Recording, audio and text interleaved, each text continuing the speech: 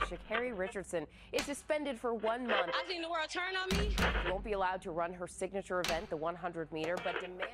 Seeing that disturbing body camera footage where she was shot to death in her own kitchen by an out-former police officer. Imagine you... I'm not imagining. Let me finish. Imagine you in the same little shirt you had on at the Wild 'N Out show, Duncan. You know how many t-shirts you gonna sell? They are part of an endangered species.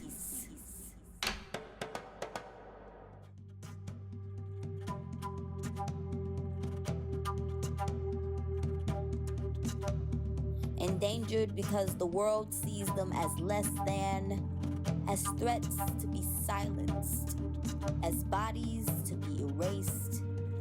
They are the ones who are overlooked, ignored in rooms they've built, fighting to exist in the spaces that weren't designed for them.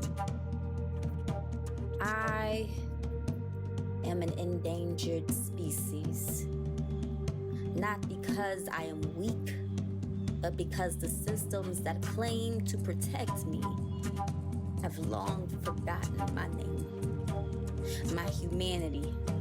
They try to confine me, label me, define me by the rules, but don't get it twisted. I am the one who endures. My name is Dr. Mcia Clark, and I'm an associate professor in the Department of African Studies at Howard University, and I'm the director of the Hip Hop Studies minor.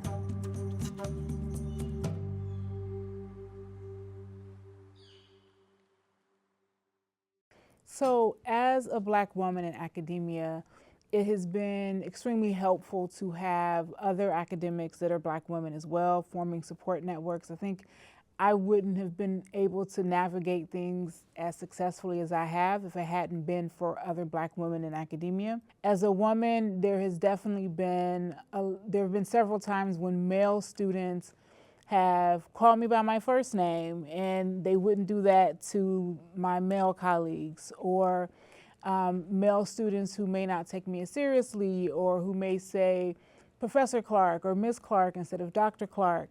So I experienced that, quite a bit, coming from students, but as well as other faculty members that, may not necessarily see my position as one that's authoritative. The book Sister Citizen by Melissa Harris Perry was, for me, a very transformative book. I mean, it was a book that spoke to so many experiences. I understood that all Black women exist in a crooked room, whether we want to or not. The challenge has been kind of facing these negative, distorted images of who Black women are. And I think it gives us a great opportunity to really kind of challenge some of the sexism and misogyny that we witness and we see in our societies. Being a part of hip hop culture in the 90s was probably the most difficult because it was in my face. It wasn't something that, it was like, I love hip hop, I'm playing hip hop, but wait, hip hop is calling me a bitch and hip hop's calling me the B word. And so I think it made it difficult because this was a culture we embraced, but in embracing the culture, we were also embracing the misogyny.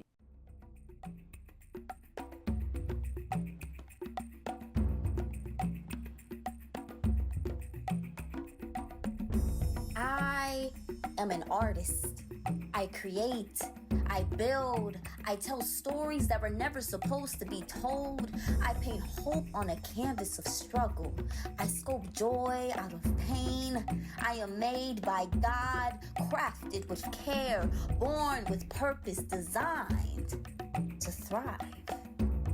He made me strong in my bones, graceful in my spirit, and resilience in my soul. I am no mistake. I am no accident. I am his masterpiece. But this crooked room you've built for me, it don't fit, and I won't bow to it. I am Samantha Page Davis. I'm the founder and executive director of the Black Swan Academy.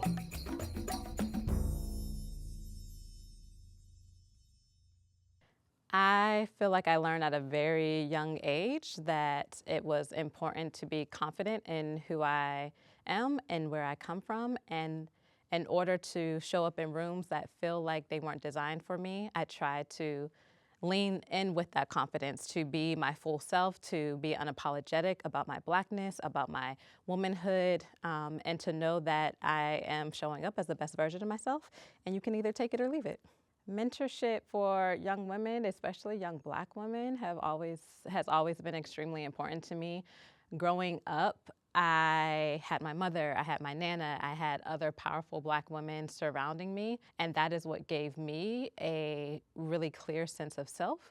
And I know that we are stripped constantly of who we are. We're told that we are less than, we're told that we're too much, that we're too loud, that we're too confident, that our hair is too big, that our bodies are too much. And so it's always been really important to me to ensure that young Black girls, young Black women know that they are enough just the way that they are, and that there's no such thing as too much. And it wasn't until I reached a point of being exhausted, of feeling like I couldn't go further, that I really understood the importance of self-care, that I understood the importance of healing and just creating and protecting space for myself and solely myself. And so to both combat the idea that we have to be strong, that we have to be resilient, as well as just to feed my own spirit and to nourish my own soul, knowing that you can't pour from an empty cup, right? And so I try to really just highlight that aspect of my life, more so than the mentorship, more so than my policy work or my work with young people. What's important to me is that people know that it's possible to care for themselves, that it's possible to love themselves, and to take time to rest, and to take time to be vulnerable, to cry, to go through all of the emotions, because that's that's what makes us human. And first and foremost, it's important that, especially as Black women, that we're reminded that we are human too. Earliest memory of experiencing misogyny would have to be maybe when I was 10, going to church and being told, and I guess in my schools too at that time, being told that I couldn't wear certain things because of the shape of my body, right? And being named that somehow because I wore the clothes that I wore, or because I was shaped the way that I shaped, that it was not Christ-like. But now understanding the ways in which men in particular shape and define what we look like, what we do, what we wear, and have it in a very, in a way that makes us feel shameful for how we look, how we show up in spaces, that definitely happened at a very early age. I would tell my younger self, baby Samantha, baby Sammy, that you're enough, right? That you're enough, that all of your emotions are valid, the rage, the anger, the sadness, the joy, that all of those things are valid, to show up unapologetically, to love those who love you, and to not dim your light for others.